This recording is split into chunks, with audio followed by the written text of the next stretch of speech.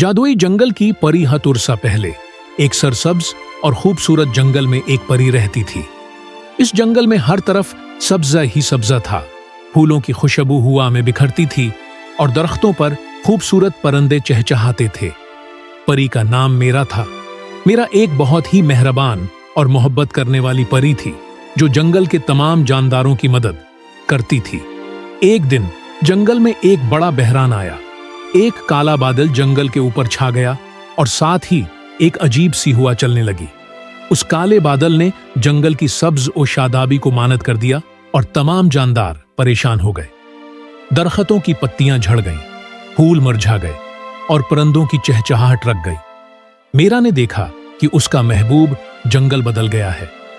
उसने फौरन अपनी चमकदार जादुई छुरी उठाई और बादल की तरफ उड़ गई। जब वो बादल के करीब पहुंची तो उसने देखा कि बादल में एक काला जादूगर छिपा हुआ था।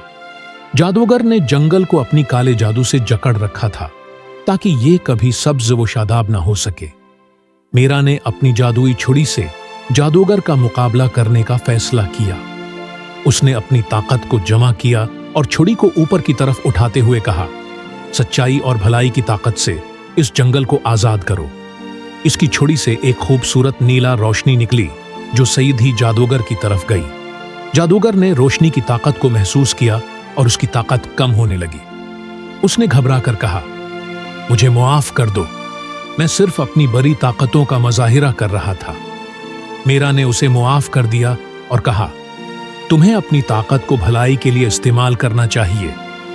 जादूगर ने अपने बुरे इरादे छोड़ दिए और जंगल की सब्ज व शादाबी वापस लाने में मदद की।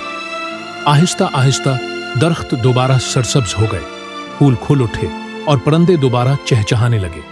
मेरा और जंगल के तमाम जानदारों ने खुशी से जश्न मनाया। इस दिन के बाद जादूगर ने भलाई की राह अख्तियार की और जंगल में हमेशा खुशहाली बरकरार रही।